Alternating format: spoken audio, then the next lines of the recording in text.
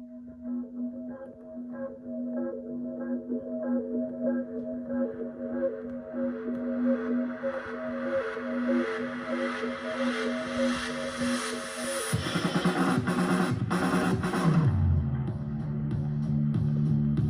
you are about to hear is the fusion of entertainment and enlightenment.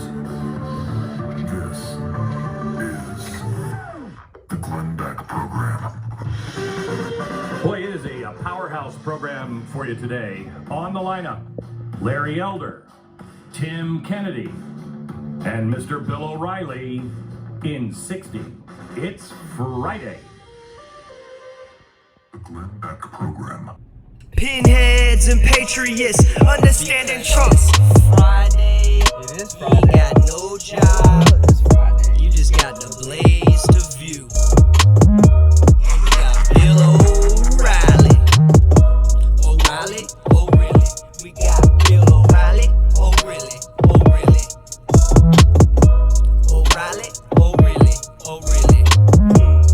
Killing crazy horse, killing England, killing Jesus, killing Kennedy, killing Lincoln, killing Patton, killing Reagan, killing the rising sun, killing the SS, add the Taliban, killing the Taliban. That's what we thought we was doing when we went to war for all them years. In the sand, now your head is buried in the sand. By that don't like Taliban or by that really like Taliban. We might never know. Let's go to the Glenn Beck Show and get some political analysis. Who gon' challenge this? Some analysis from Bill O'Reilly and Glenn Beck in the blaze. You know they the best. Fox News cut Bill O'Reilly, highest ratings on the net before the net. Yeah, how you got higher ratings than the TV station? Every TV station gonna tune in now, and they wondering what's happening in the crowd. Nothing but chaos. That's what they wanted. Tell them boys, put Trump back in office. We going on a history tour, so you know all the things that history is doing. Trump won, tell them one more time. Trump won 2020 and maybe 2021, 2024 coming real soon. It's the rising sun coming up over you. Everybody sleeping at the wheel. No crash test dummies gonna die for real. But everybody, we left abandoned. That's not the US, that is the Taliban. And Biden really working for them? Interesting. I wonder who else worked for everybody else around the globe. Not working for the US of A, you know. The land of the free, the home of the brave. Stand up when the flag raise. Yeah, yeah, yeah, yeah. This all the rage. This all the rave. You in a cave. Boom, boom, boom. Hear the arsenal coming down on you. Doomsday, another one coming to you. Yeah. Bill O'Reilly, call me Bill O'Reilly. Oh, really? I'm Bill O'Reilly. Really, really, really. Yeah, yeah. And I'm following all the news. I might do it on a blaze too. Mr. Bill O'Reilly. From BillO'Reilly.com, he had a incredible broadcast this week because I was on it. He's also the author of Killing the Mob, and you can find him. And by the way, I really hate when people come up, I really miss you on TV. Yeah, I know. There's something new called the internet that you can access on your TV. And Bill O'Reilly's in the same boat. I mean, watching him on BillO'Reilly.com is like not a day has passed, and it's so good to see him break it down in his No Spin News every day. Anyway, Bill O'Reilly, welcome to the program. Hold on just for a second. I'm just wrapping up fusing entertainment with enlightenment. I'm just oh, I got it. You got it? Good. Yeah, well, you might want to look at it again. I've done it for 20 years, and I won't take any of your spin on the fusion of entertainment and enlightenment. So, Bill, gee, where do we start this week? Why don't I give you a news story off of Afghanistan for just best listener. All I right. didn't even do this on my show yet, the No Spin News. All right. Okay? Mhm. But this is an exclusive to you guys. Hey. So going forward, you have to anticipate that after Labor Day, next Tuesday, when people get back from the nice long weekend, that the Afghan story will decline.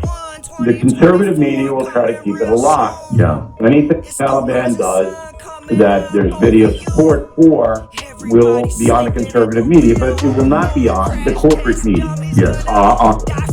On Wednesday, CBS News didn't cover one thing about Afghanistan. Jeez. Not even not one. Unbelievable.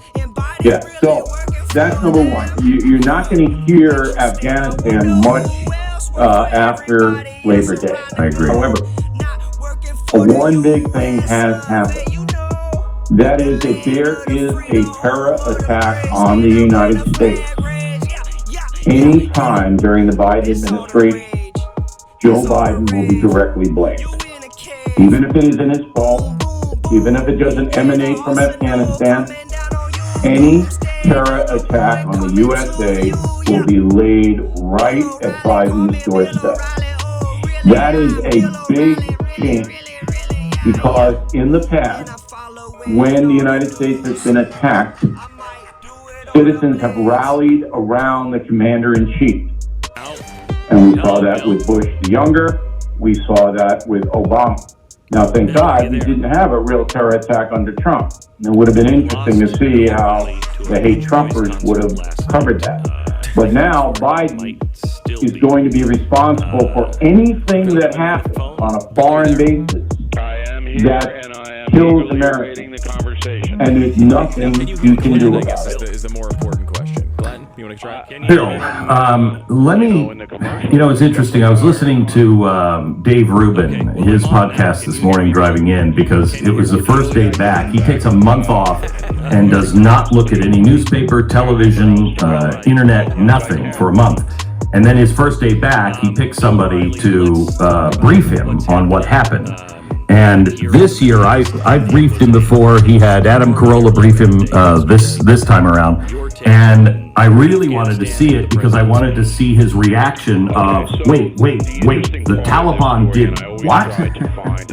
Biden did what? How is this happening? I mean, he was completely taken aback. But what I noticed, his questions were all about the media. He would say, okay, that's horrible, 13 dead, and there's nothing I can say that is it. I'm curious, how is the media spinning this?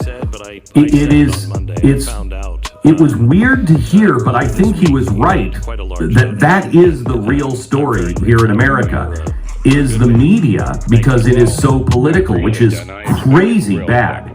I want to give you one story that they just will not cover, and that is the phone call that happened between Ghani and Biden. Do you think there's anything there? This is a story? If you watch American television, The phone call story? Yes.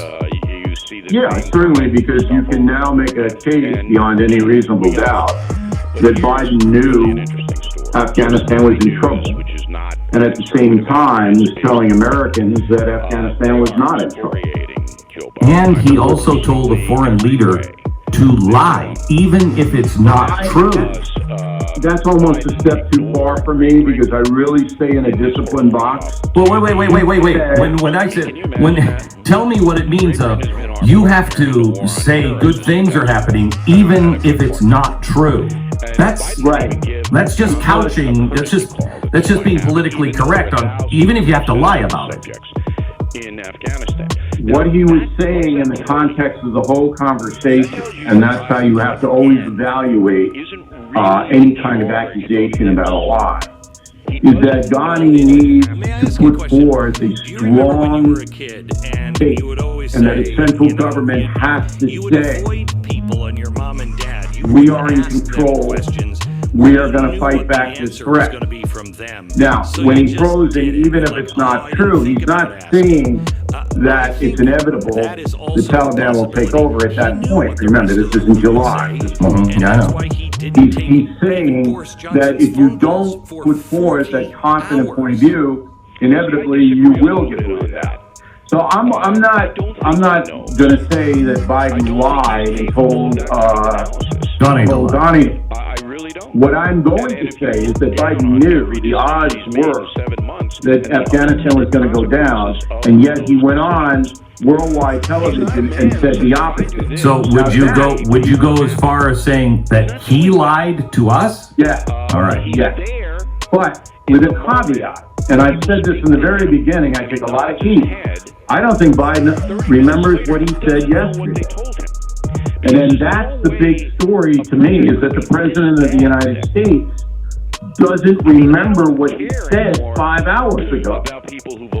And so, I ran the Trump commercial. Have you seen that? No, I have not.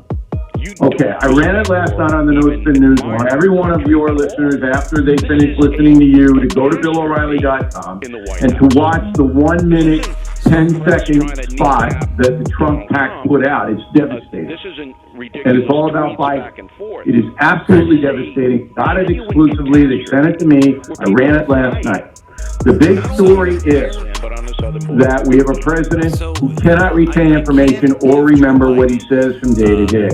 That is the big story to come out of this. The second big story is the humanitarian disaster. The third big story is what you just mentioned about the media.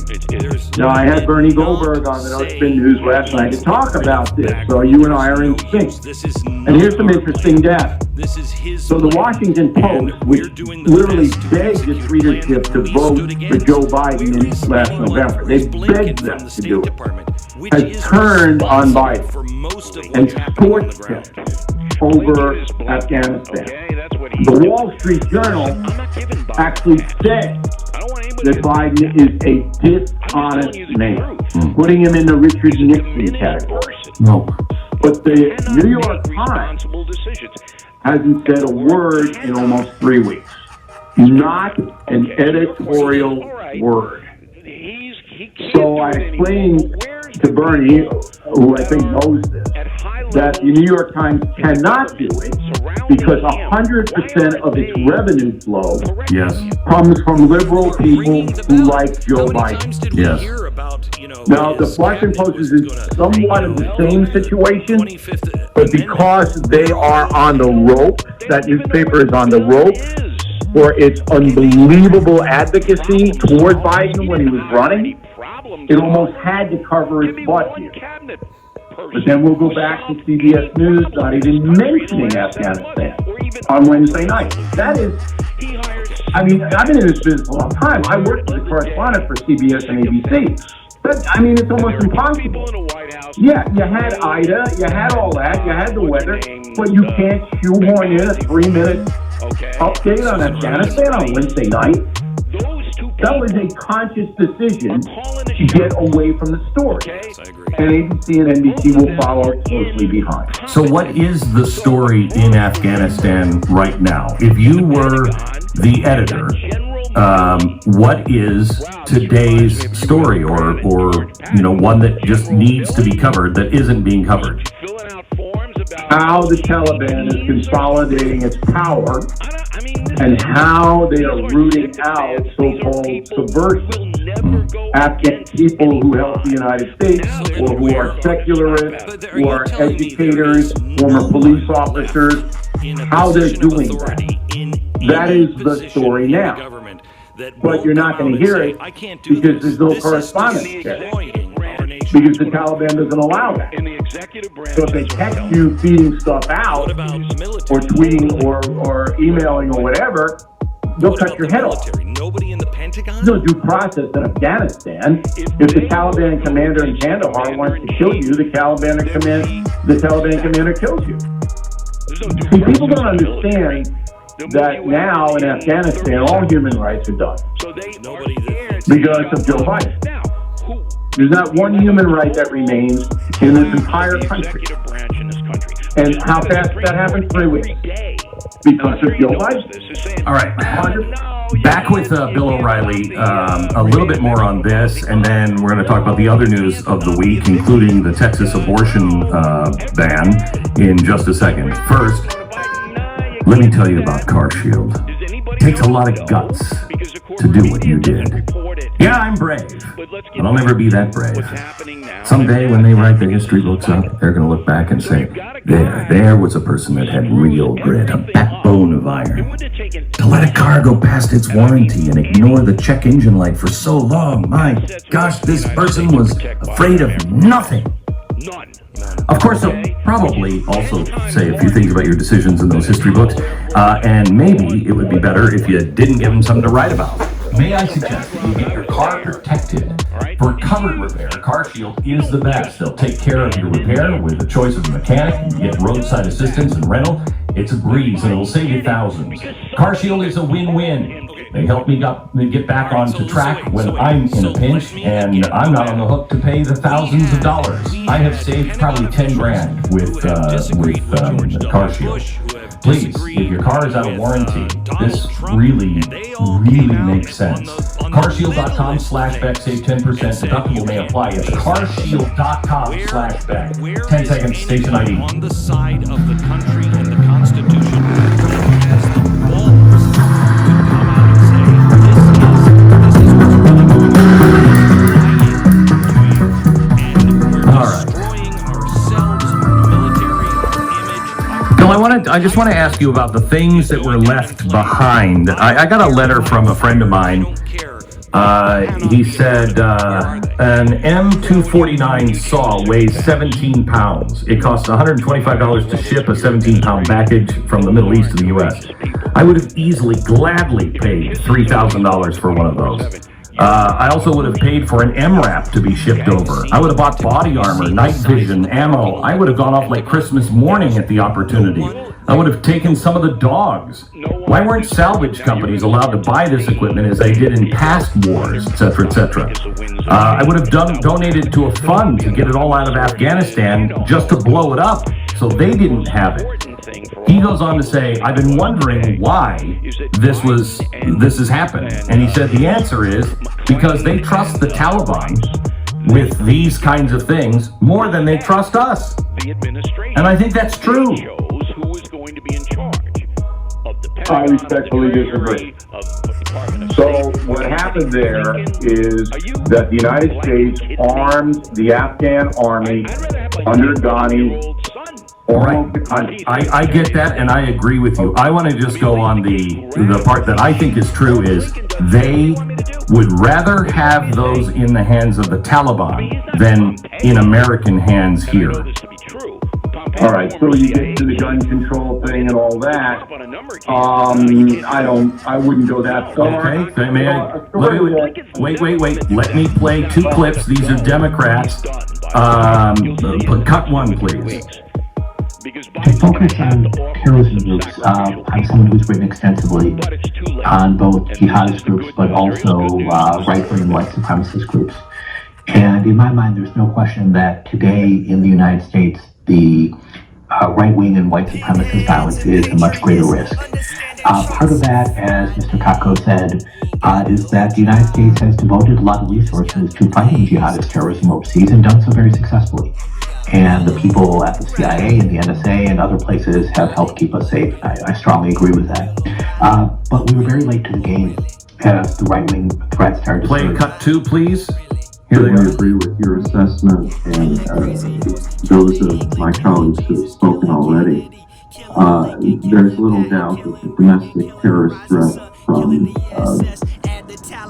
white nationalists and right-wing extremist groups is greater than the jihadist threat today. Stop. That's a joke. Who are those idiots? Hang on just a second. That was the former National Intelligence Council chair for President Obama. Oh my God. And the Brookings Institute, Daniel Byman. It's just unbelievable. I just finished writing a book called Killing the Killers, The Secret War on Terrorism. When you see the book, and I'll send you an early copy, it's not even in the same universe. Yeah, there are bad neo-Nazi Americans running around, yeah, but there are very few of them. I mean, the jihadists are causing death and destruction all over the world. not just in the United States. It's just, these people are so blatantly irresponsible and ignorant. It's just staggering. Here's something you might not know. Okay. So there is some truth in the fact that the Biden administration, the progressive left, wants to disarm America. Yes. That's true. All Americans. You don't want you to have any defense mechanism in your country.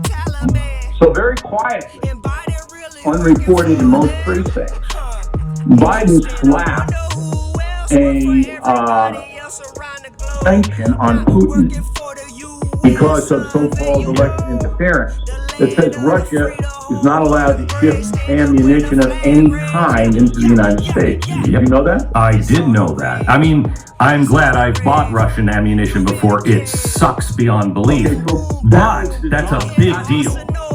Yes, it's designed not to punish Putin because Putin can sell that stuff to every jihadist in the world. Yes. It was designed to choke off the ammunition industry in the United States, which it has. Ammunition has quadrupled in expense here if you can get it.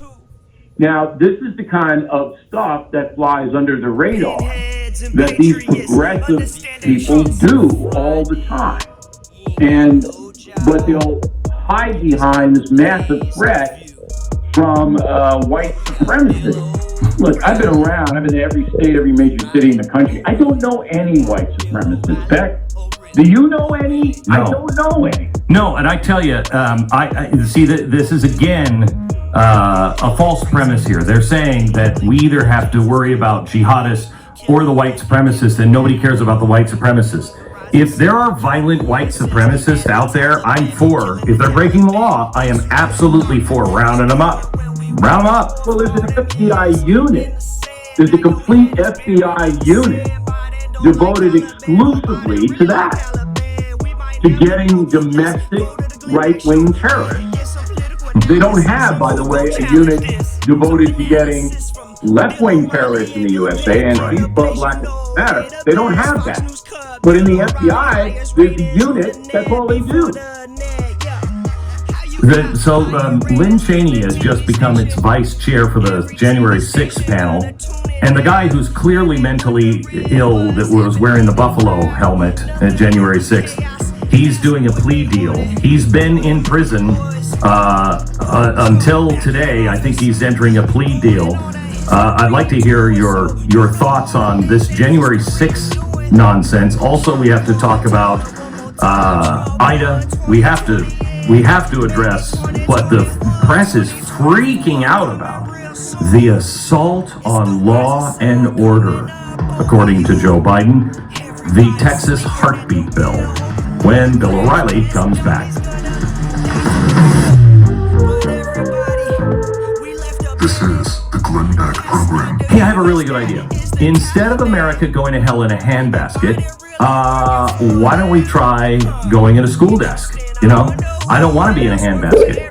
And if we're going to go to hell, why don't we do it in a school desk so we at least know what it's going to be like when we get there? It's roomier, a lot more comfortable. I have good authority from a number of teachers that our kids are a lot smarter than us dumb parents. So, you know, they'll be able to, get to our final destination a lot quicker if we're all in school desks. It might sound like a bad idea to you, but to fight the fire of wokeism instead of the fire of patriotism and real education, that's what we need to do.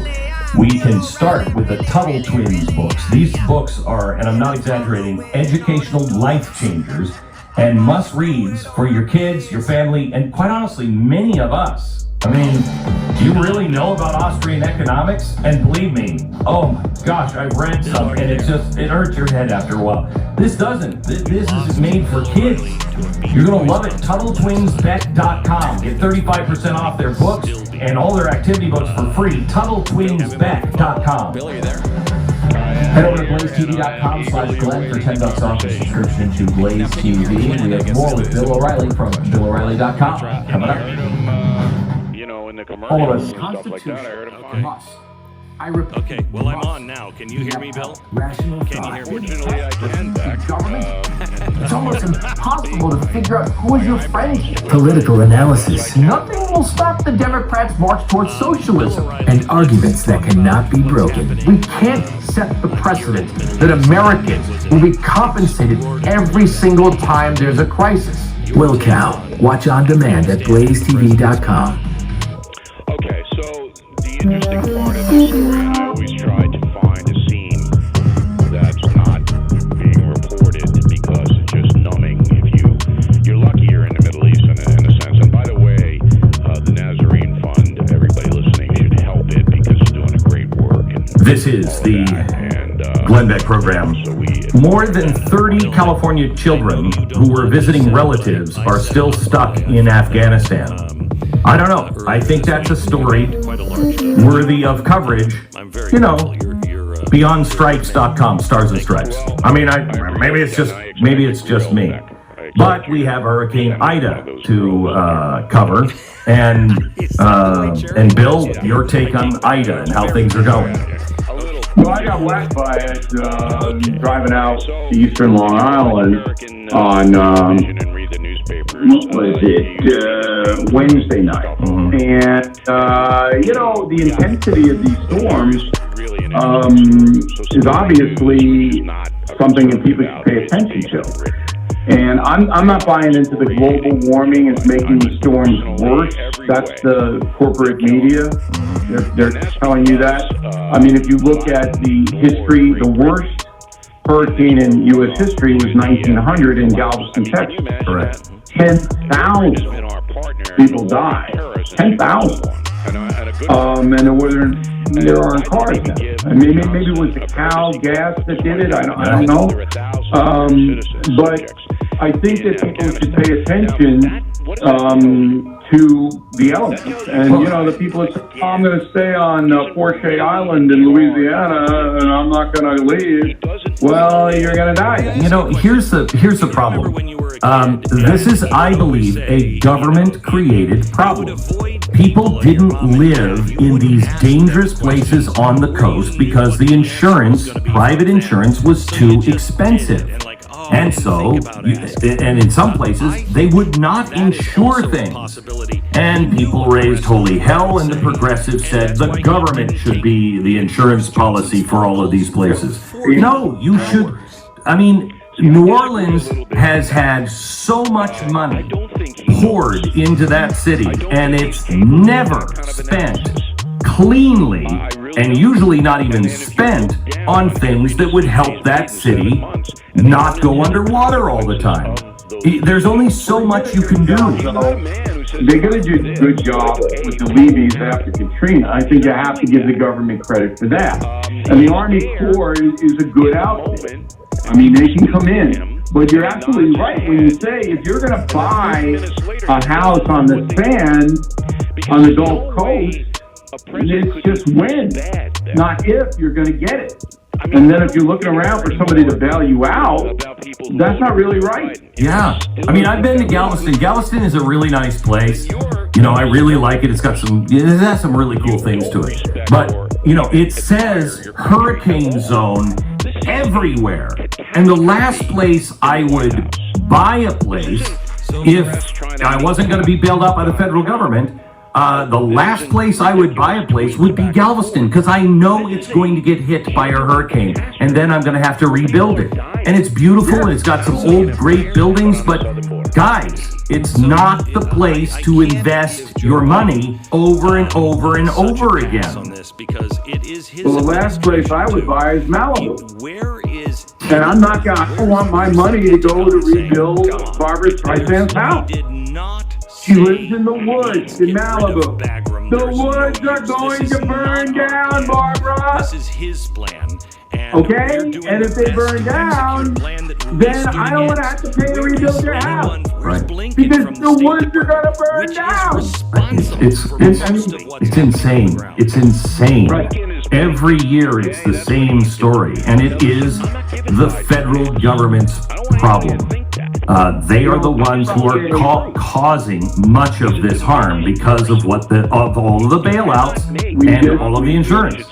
Go ahead. Yeah, we can't tell the people out. there should be zones that are designated high risk, and then if you want to buy there, you're on your own. Yeah. Some Friday, not today, but remind me to tell you how I saved Dick Van Dyke in Malibu in a fire. Oh, I got to hear that story. Not today, but I do have to hear that story. Bill. To remind you. Okay, Bill, let's go to Texas. And what the president says is an all-out assault on law and order, the heartbeat bill. And the president will receive communion in a Roman Catholic church on Sunday. And I'll just remind everybody, how that is happening is just beyond me. I mean, you are a Catholic and you go to church every Sunday, so, you know. All I know is that the Roman Catholic Church, one of the most grievous sins, so bad that you're excommunicated, is abortion. Yet every time I turn around, that the Catholic guy, Joe Biden, is saying, I want to make abortion easier. I want to have abortion up to birth. You know, if you panic 3 hours before you're supposed to deliver, you can kill the baby. This is Joe Biden.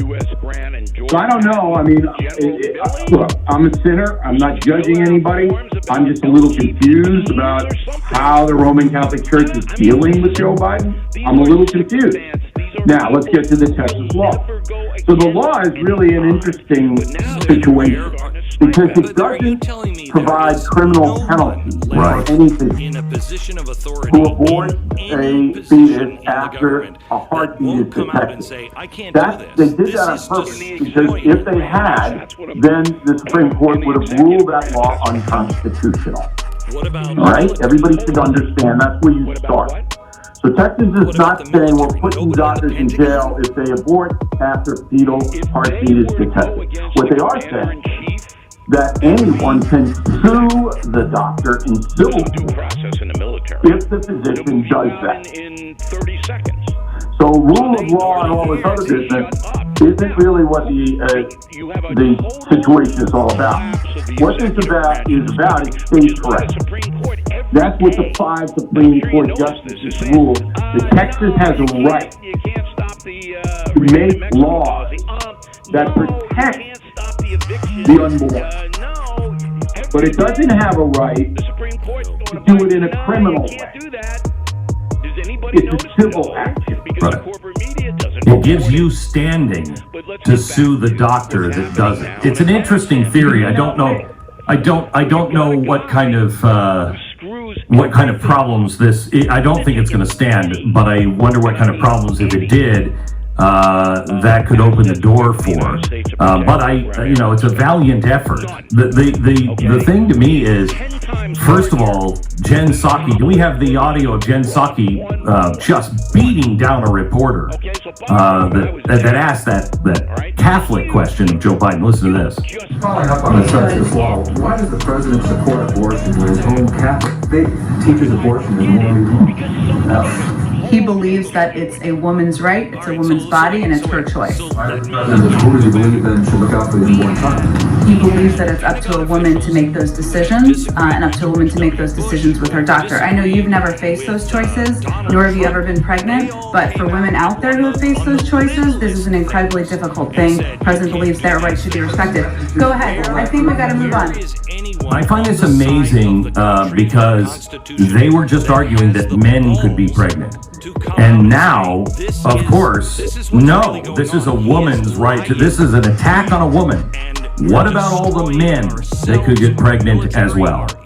And that's a serious question. Yeah, I'm confused about the birthing person. Yeah. I kind of don't really understand that. I called my old high school biology teacher. How come you didn't present this? Right. A birthing person? We didn't have that. Anyway, this is the PC woke culture that Jen Psaki embraces in a very enthusiastic way. So don't you dare ask a question about abortion if you are not a female or a birthing person. Do you have to get a license to be a birthing person? How does that? I don't know how. I don't know. I checked my birth certificate male. But if something, if something is alive and coming out of me as a man, I would call maybe at least police officers or an army, somebody. Just, you should have more people in the room than just a doctor, because I have no idea what's coming out of me. Let me change it.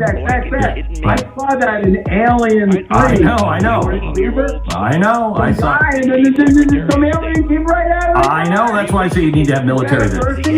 Let me change the subject to Joe Biden. He is now giving a press conference as we speak on the Delta variants and how the Delta variants are a drag on our economy and the only reason why we haven't added more jobs. The jobs report for August has just come out and it is abysmal. They were expecting almost 750,000, got about 250,000. He is again coming out and saying, "I've added more jobs in my first quarter of presidency than any other president." That's like the White Star Line saying, "You know what? Yeah, but we also, the Carpathia showed up and we also saved more people."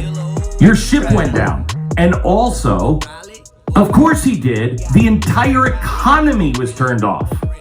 His baseline is April 2020, at the height of the shutdown in the pandemic. That's his baseline for adding jobs.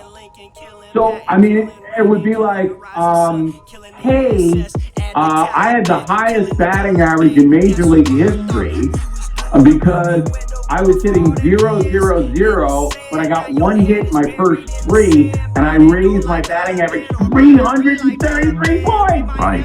It's the same con. Yeah. But people are so distracted, so exhausted. I do believe people are exhausted. I do too. No matter what you say, and then of course the media, the corrupt media, oh yeah, that's right, Joe Biden, he's up big.